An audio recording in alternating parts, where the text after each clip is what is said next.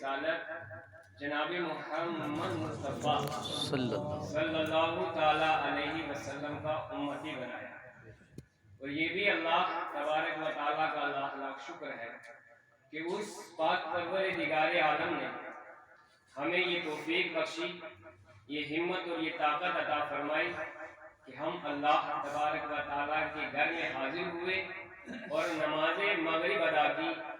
اللہ تبارک و تعالیٰ کی بارگاہ میں دعا ہے کہ اللہ تبارک و تعالیٰ نماز مغرب کو اپنی بارگاہ میں قبول و مقبول عطا فرمائے، اور ہم سب کا مسجد میں بیٹھنا، ذکر و اذکار کرنا، واعظ و نصیحت سننا، قرآن پاک کی تلاوت کرنا، نعت نبی سننا، اللہ تعالیٰ اپنی بارگاہ میں شرف قبولیت عطا فرمائے۔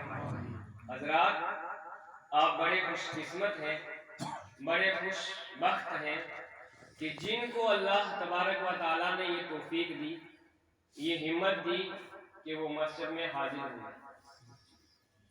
کسی شاعر نے کیا کہا ہے کہ جہاں ذکر حبیب ہوتا ہے، ذرا تڑپ کے کہنے سبحان اللہ، جہاں ذکر حبیب ہوتا ہے وہاں خود خدا بھی قریب ہوتا ہے۔ ان کی محفل میں بیٹھنے والا انسان بڑا خوش نصیب ہوتا ہے۔ سبحان اللہ، آپ بڑے خوش قسمت ہیں اور بڑے ہی خوش نصیب ہیں کہ آپ نے یہ مسجد بنائی۔ اہل محلہ انتظامیہ کو میں مبارکباد پیش کروں گا کہ اتنی عالی شان مسجد، اتنی بہترین قالینیں، اتنی سجاوٹ کے ساتھ یہ مسجد جو ہے پائے تکمیل تک پہنچائی۔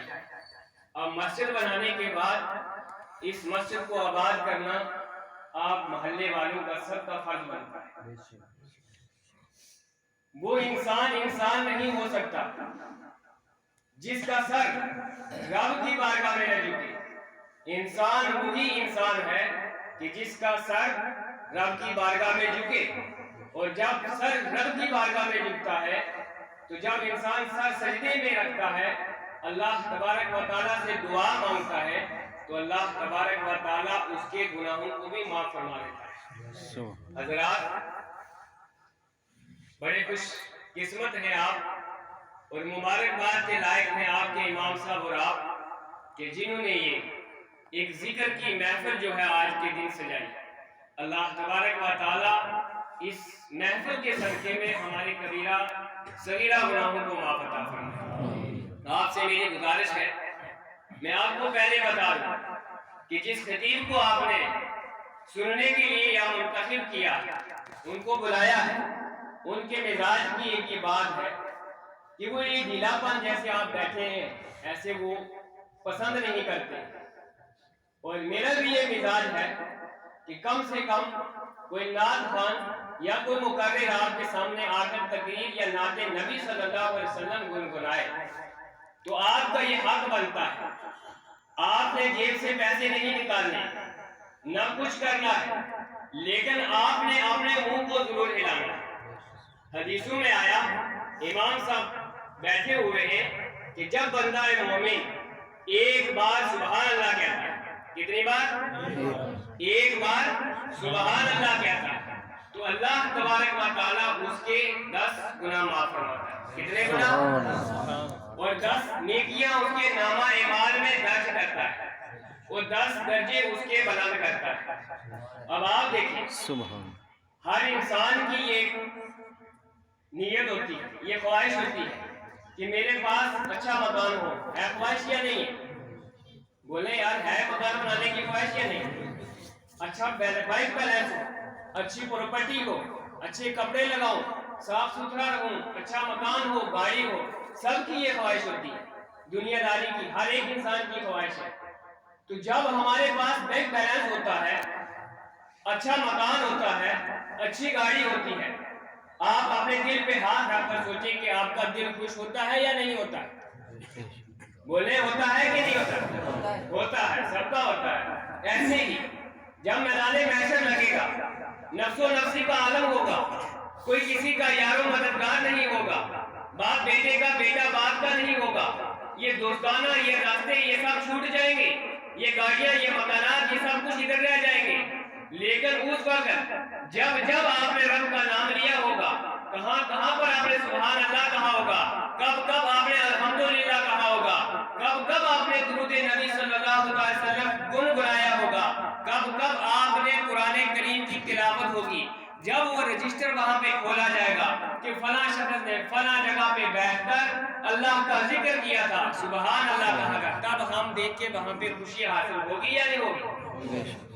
کہ ہم یار ہم نے دنیا میں رہے ہیں تو ہم نے اچھا کام کیا، ہم نیک اعمال کر کے آئے۔ اور لوگ کہتے ہیں جناب مر جائیں گے، مرنے کے بعد ساتھ میں کیا جانا ہے؟ سب کچھ ساتھ میں جائے گا۔ کون کہتا ہے ساتھ نہیں جائے گا؟ جو کچھ تم لوگ دنیا میں کر رہے ہو وہ سارا تمہارے ساتھ جائے گا نہیں جائے گا؟ اچھے اعمال برے اعمال سب قبر میں ساتھ جائیں گے۔ ہاں یہ الگ بات ہے، گاڑی مکانات بینک بیلنس یہ نہیں جائے گا، لیکن جو کر رہے ہو وہ ضرور ہمارے ساتھ جائے گا۔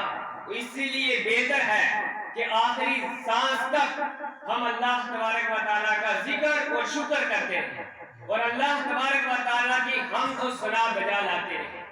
حضرات آپ بڑے خوش نصیب ہیں کہ جتنی دیر تک آپ یہاں پہ محفل میں بیٹھیں گے، ذکر نبی صلی اللہ علیہ وسلم گنگنائیں گے، جہاں پہ ذکر رسول ہوتا ہے، محفل سجائی جاتی ہے، اللہ تبارک و تعالیٰ کے فرشتے اس مجلس کے اوپر سایہ کرتے ہیں، وہ دیکھتے ہیں جب وہ رب کی بارگاہ میں فرشتے واپس جاتے ہیں، حالانکہ رب جانتا ہے، رب ان سے پوچھتا ہے کہ اے فرشتوں تم کہاں سے آ رہے ہو؟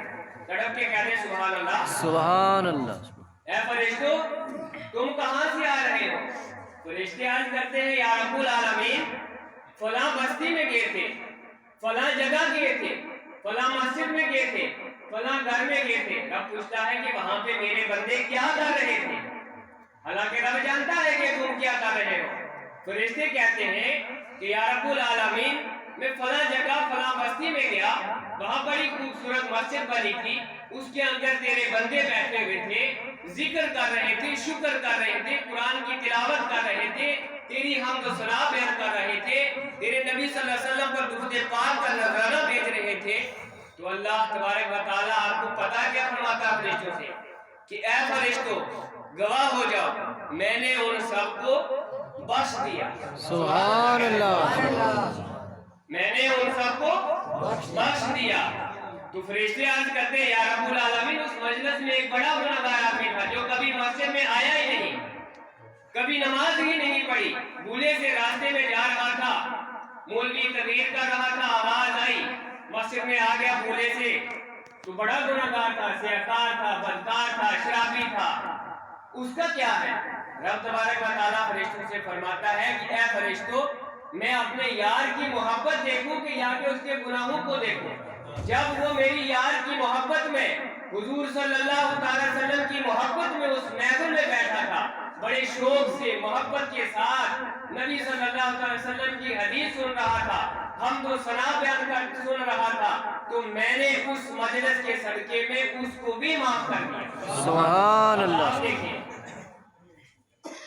فجر میں انسان اٹھتا ہے، نماز فجر ادا کرتا ہے، نماز فجر آپ نے پڑھی، ظہر کی نماز تک اگر آپ نے کوئی گناہ کیا تو ظہر کی نماز آپ پڑھیں گے تو اس ظہر کی نماز کے صدقے میں اللہ تبارک و تعالیٰ آپ کے گناہوں کو معاف فرما دے گا۔ سبحان اللہ۔ اسی طرح عصر کی نماز ہے، مغرب کی نماز ہے، عشاء کی نماز ہے۔ ارے بھائی دن میں ہم کام کرتے نہیں، کرتے ہیں نا، تھک جاتے ہیں، سوتے کس لیے رات کو؟ اپنے لیے۔ لیکن اگر آپ عشاء کی نماز باجماعت پڑھ کر سوئیں گے، سورہ واقعہ کی اور سورہ ملک کی تلاوت کر کے سوئیں گے، خدا کی قسم وہ سونا بھی آپ کا عبادت میں لکھا جائے گا۔ سبحان۔ اب اس سے بڑھ کر اتنی خوش قسمتی ہمیں کیا چاہیے؟ ہم بہت خوش قسمت ہیں، ہمیں اپنی قسمت پہ ناز کرنا چاہیے کہ ہمیں اللہ تبارک و تعالیٰ نے اس پیارے نبی کریم صلی اللہ علیہ وسلم کا امتی بنا کر اس دنیا میں بھیجا ہے کہ جنہوں نے آتے ہی دنیا میں ربی حبلی امتی ربی حبلی امتی کہ یا اللہ میری امت کو بخش دے۔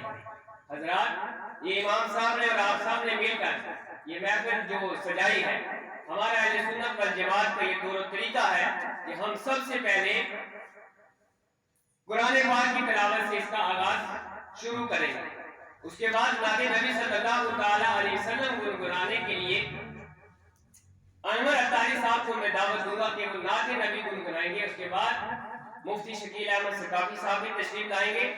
نماز ٹھیک اپنے وقت پہ ادا کی جائے گی. اگر 2 4 5 10 منٹ اوپر ہو جائے تو آپ معاف کر دیں. بیٹھ سکتے ہیں 10 منٹ اوپر.